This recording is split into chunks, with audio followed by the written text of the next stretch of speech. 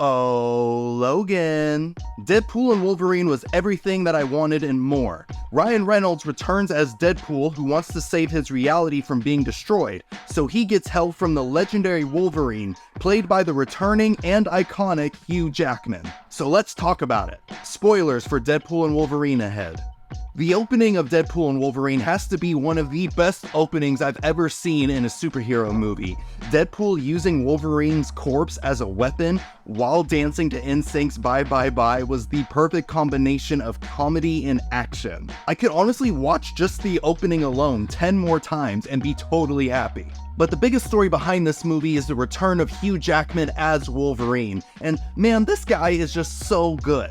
This is a Wolverine who's considered to be a failure. He's a broken man, and Jackman plays this role to perfection. Like, it was a little thing, but when Deadpool first meets this version of Wolverine and he puts a gun to his head and then Wolverine just leans into the gun, my heart was just like, oh. Because just in that little moment, Jackman told us so much about his character. It was incredible. But it's Hugh Jackman, like, of course he's gonna be good. And to finally see Wolverine and Deadpool together in one movie was just art. Their chemistry is what made this film so enjoyable. The comedic and seriousness colliding is one of my favorite movie tropes. Deadpool and Wolverine get on each other's last nerves throughout the movie, more so Deadpool to Wolverine, but I love the evolution that they have, where Wolverine still finds Deadpool extremely annoying, and nothing's funnier than Deadpool annoying Wolverine. But there's still like a growing respect between the two of them. So you get both the entertaining bickering between the two, but you also get the warm feeling of their brotherhood. But the best thing about Deadpool and Wolverine is that it knows what you want and it just gives it to you. You want to see Deadpool fighting Wolverine? You got it. You want rated R level of violence? You get a ton of that. You want some fun cameos? Yep, you get plenty of those too. That's all I can ask for from a movie, is it listens to what people want and then it gives it to them. Like, it's simple.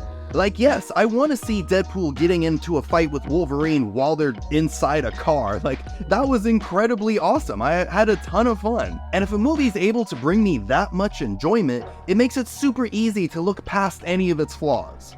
And I absolutely loved how Deadpool and Wolverine was like a tribute of sorts to all the Fox superhero movies.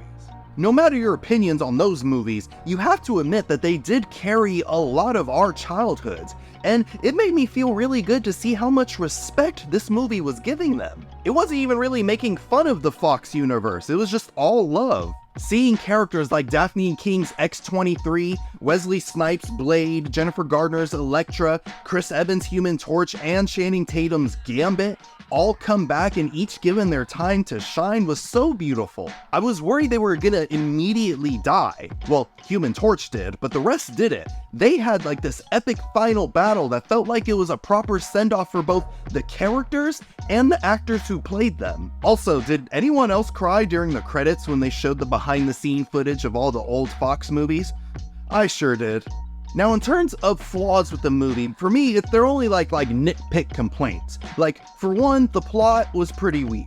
It's enough to get the audience from one awesome fight scene to the next, but how it's set up, it just kind of forces you to go like, whatever, I'll just go with it. Like, why did Paradox even try to recruit Deadpool in the first place if he wanted to destroy his universe? Like, he could have just not told Deadpool anything and then his universe would have been destroyed.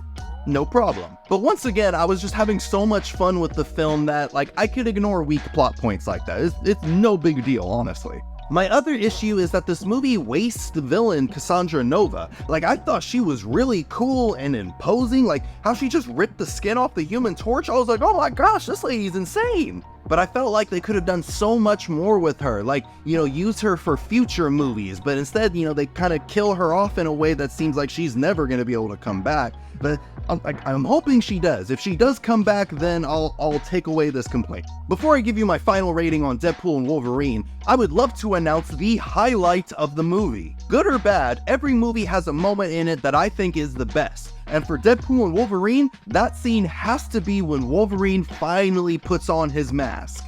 Oh my god, like, when he just started reaching back to put it on. I legit screamed out loud in the theater. Everyone else did too, don't worry, I'm not that annoying theater guy. I read the room. But that mask looks so beautiful, and he kept it on basically for the rest of the movie, giving the audience a chance to just really take it in. I loved it.